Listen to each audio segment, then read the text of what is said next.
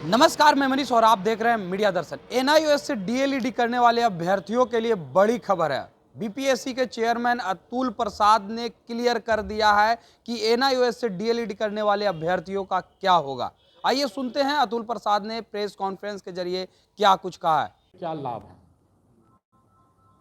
लेकिन अगर हम उसके साथ करते हैं तो घाटा में यह है कि आप ही लोग हल्ला करेंगे बाद में कि भाई इन्होंने देरी कर दिया, क्यों, क्या कर रहे हैं वगैरह वगैरह। लेकिन मैं दो टूक बता रहा हूं कि वो तैयारी सप्लीमेंट्री रिजल्ट कभी भी प्राथमिक रिजल्ट की तुलना में उतना महत्वपूर्ण नहीं हो सकता, क्योंकि सप्लीमेंट्री है ना, प्राथमिक रिजल्ट नहीं है वो।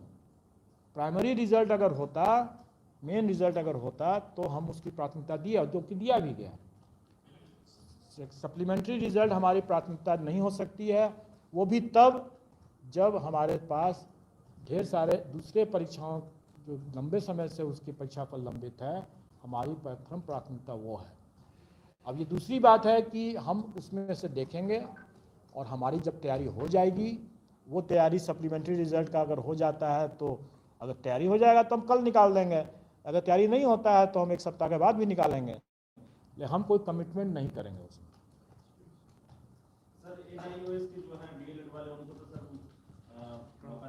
देखिए, उसमें माननीय सर्वोच्च न्यायालय का जो आदेश है और एक्चुअली एनसीटी का जो गाइडलाइंस भी था,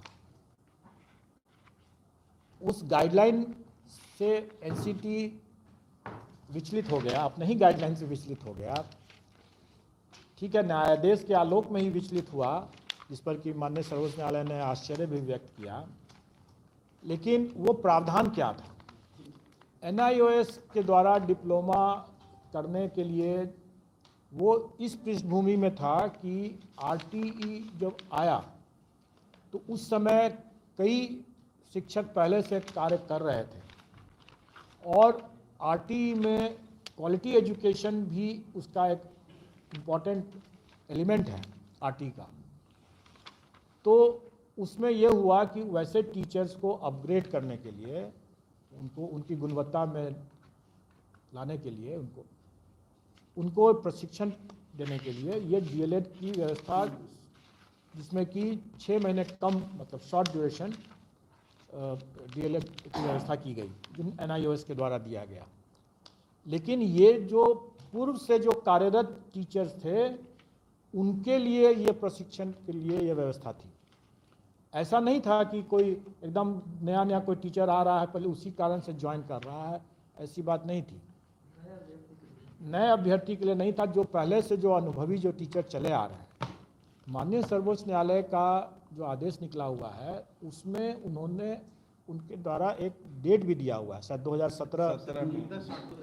10/8/2017 के उसके पूर्व जो कार्यरत थे उन्हीं का एनआईओएस के द्वारा डीएलएड जो था है वो वैलिड माना जाएगा, उसके बाद का नहीं। उसमें सब है, उसमें सब है। वैसे को आप भी ले रहे हैं एग्जाम? बिल्कुल ले रहे हैं। हमारे एडमिट कार्ड में जो नोटिस ही निकला हुआ है उसमें निकला हुआ है, नोटिस हम डालें उसमें, और उसमें एडमिट कार्ड में, चूँकि मैंने पहले ही बताया कि अगर कोई आवेदन देता है तो उसको एडमिट कार्ड भी मिलना चाहिए, और जिसको एडमिट कार्ड मिलता है उसको एग्ज़ाम देने की भी अनुमति होनी चाहिए।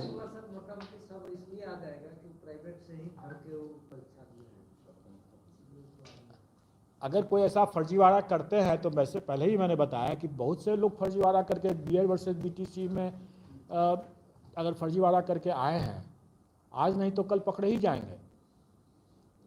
फर्जीवाड़ा से देखिए, एक हमारा जो कानून की जो व्यवस्था है उसमें हम सबको निर्दोष मानते हैं जब तक कि वो निर्विवाद रूप से दोषी नहीं प्रमाणित हो जाता है। तो हम तो अभी उसको प्रथम दृष्टया हम उसको सही मानेंगे। अगर वो लिख के दे देता, अंडरटेकिंग दे देता है, जिससे हम लोग एडमिट कार्ड में अंडरटेकिंग ले रहे हैं कि वो एनआईओएस का डीएलएड जो है उसका विधिवत रूप से है और माननीय सर्वोच्च न्यायालय के आदेश के आलोक में वो वैध है, यह अंडरटेकिंग लेने के देता है, उसके बाद ही वो उसका एडमिट कार्ड डाउनलोड होगा। तो आपने सुना अतुल प्रसाद सीधे तौर पे ये कहते हुए नजर आ रहे हैं कि 17 से 19 सत्र में जो एनआईओएस से डीएलईडी किए हैं वो वैलिड होगा, क्योंकि एनसीटीई ने जो ये प्रशिक्षण लाया था वो पूर्व में जो गैर सरकारी या सरकारी संस्थानों में जो शिक्षक कार्यरत थे उनके लिए लाया गया था। तो जो भी शिक्षक 17-19 सेशन के दौरान किसी भी संस्थानों में कार्यरत थे उनका ये सर्टिफिकेट जो है वैलिड माना जाएगा। इस तरह के तमाम अपडेट के लिए देखते रहे मीडिया दर्शन। धन्यवाद।